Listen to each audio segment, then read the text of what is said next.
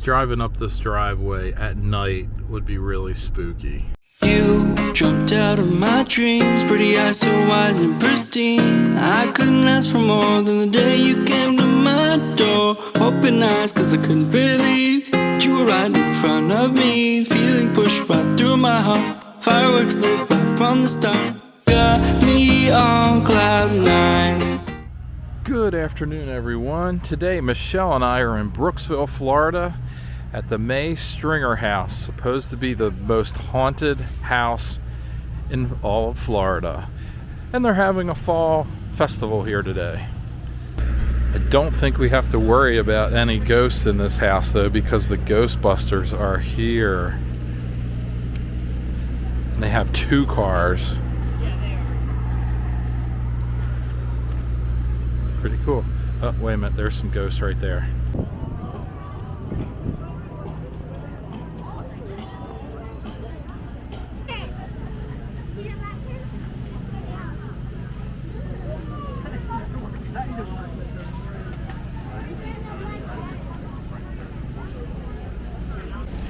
They got a couple of food trucks here. Some barbecue. Check out this orange tree. Wonder how old it is.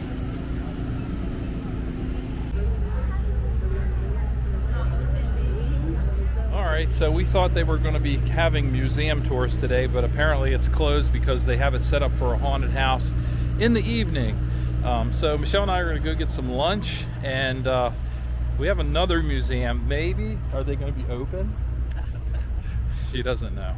Alright, so we're gonna go get something to eat because it's late and we're kind of hungry, and we've been wanting to try this place out. It's called Coney Island Dog, and see how it is. There's a Bob's Big Boy on the roof here. Looks original. And they also have a hot dog that is putting mustard or ketchup on top of himself. So this place is pretty cool inside. Where you order. There's that hot dog again. Alright, so this is what we got. I got a sauerkraut and mustard hot dog, and Michelle got a chili and cheese hot dog. I got french fries, she got chili and cheese french fries. Looks good. Alright, now that we've had some lunch, we are now still in Brooksville, Florida, but we're going to Chesapeake Hill. And apparently the mansion here is on the highest elevation in Florida. At least that's what they say on the website.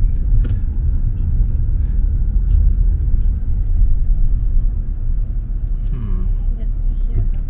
I don't know. Is it telling me to turn? I turned it off. Alright guys, driving up this driveway at night would be really spooky. And this is a 2-way traffic driveway. I don't know how you can get 2 cars on this. Don't see how that's possible.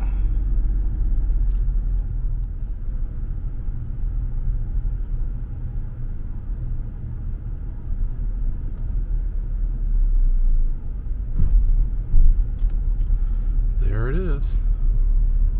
1905. Built in 1905. Maybe.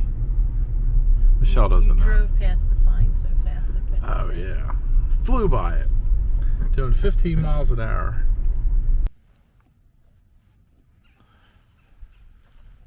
This is a really cool looking house. Mansion. I don't know if you guys can see, but we got some elevation here. Michelle said it's like being in West Virginia. Appalachian Mountains.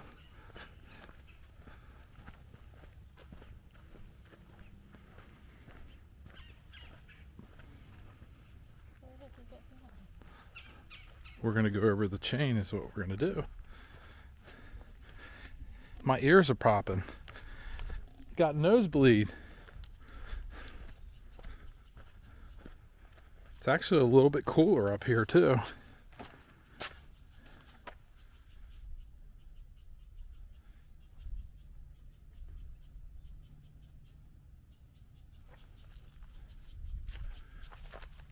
Look at these vines on this tree.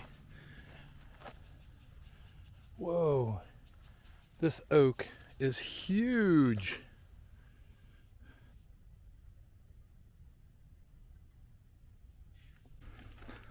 There's an old family cemetery right next to the house.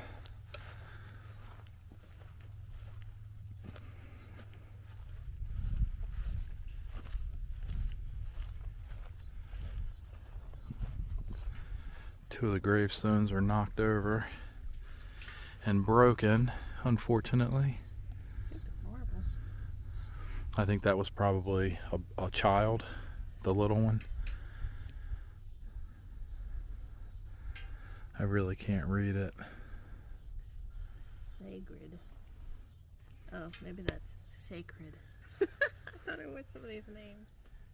Adderington and Snow family grave sites. Members of the Adderington and Snow families are buried in this family plot. Francis and Precious Adderington are interred here alongside their children who died young. Edgar Snow, the child of Joseph and Charlotte Snow, is also buried here.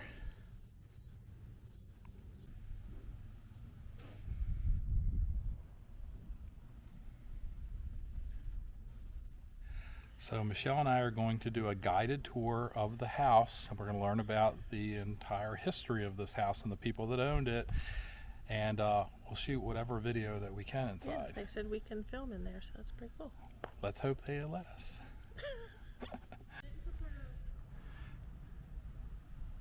So the grounds of this property are absolutely beautiful.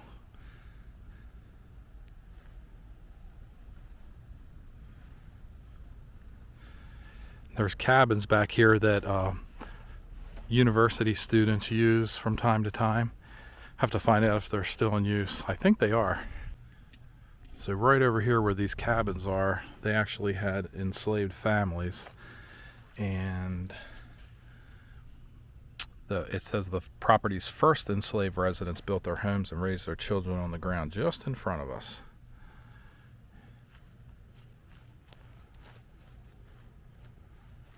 So apparently this plantation was established after the Second Seminole War, and it says Bird Pearson, an indebted planter, acquired this land and relocated his family and many enslaved people here. Pearson built a log cabin and ordered the planting of corn, sugarcane, and other crops. Pearson sold this land to Francis Adderington, probably pronouncing that wrong, a planter from South Carolina in 1851. He had purchased adjacent acreage, and by the mid-1860s had established a lucrative timber harvesting operation. During the Civil War, he leased mule teams to the Confederacy. And that is one of the contracts that was drawn up. It was a timber contract. But both this floor and the second floor, this was wide open. The porches were open on all four sides. At one point, before the stairs are a modern addition, there was a wall that went out at an angle from that door to this door, and they would bring food from the kitchen in that way to the dining room, which had a longer table right in here. A way where it feels like you're doing something. Here we have some really great photos at a time when they were not common around here. Back then, there was this widow's walk or observation deck on the top of the house that was used to watch for fires in the days before fire towers. The Adderington family, her and Charlotte were very close in age and got along very well. At law school as an attorney, his wife Margaret over the fireplace. That portrait was done much later in life. They were close in age. His sister Elizabeth in her acting heyday right here. Now, two big things happened. 1905, when the house is completed and they're ready to move in. The initial intent of the house was to be their winter home. Raymond and Margaret would stay in Chicago and work during the year, and then come here for the winter, just like snowbird.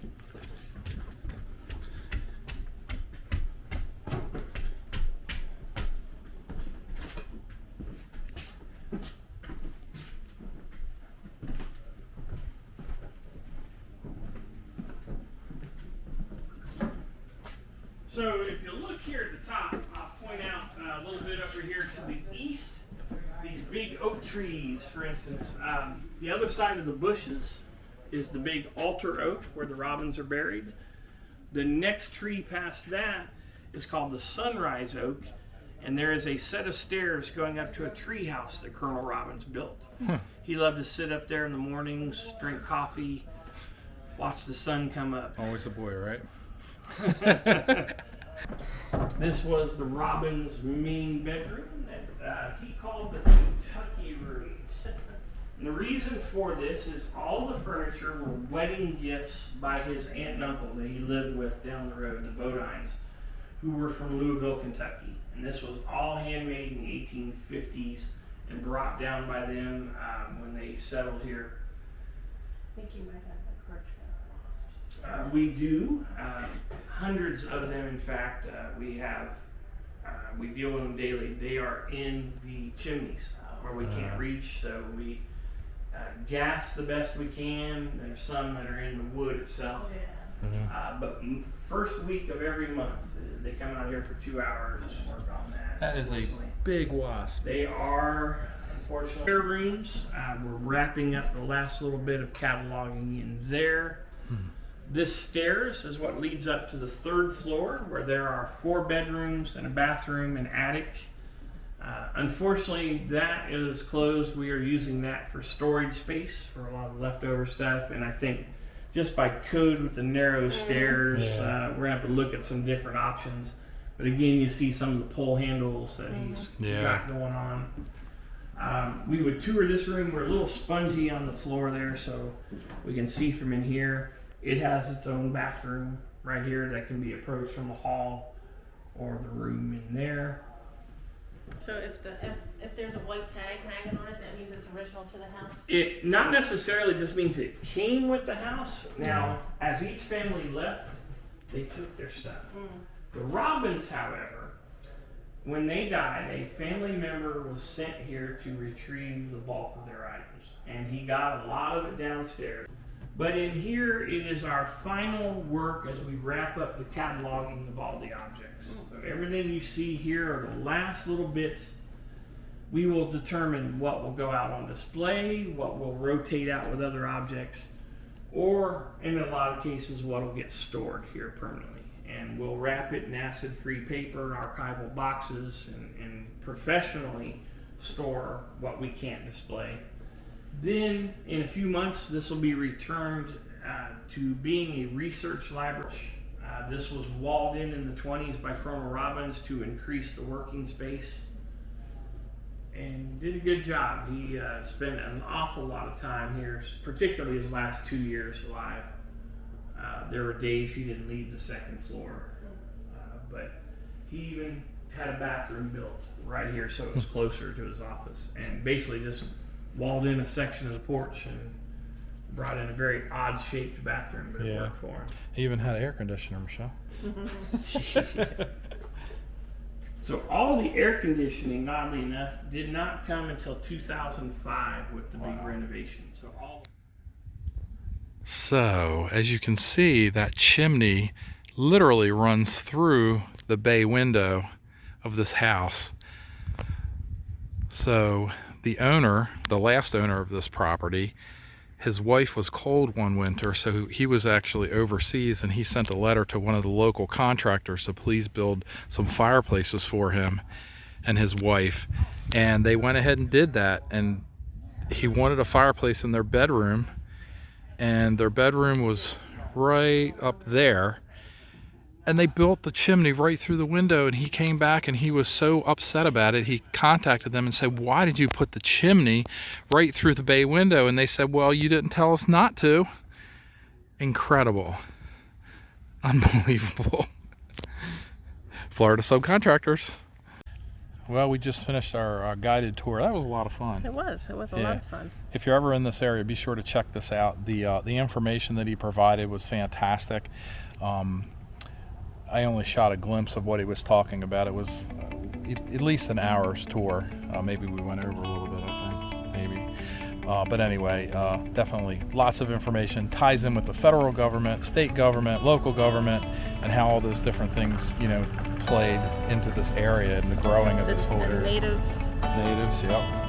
Very cool. Yeah, it was.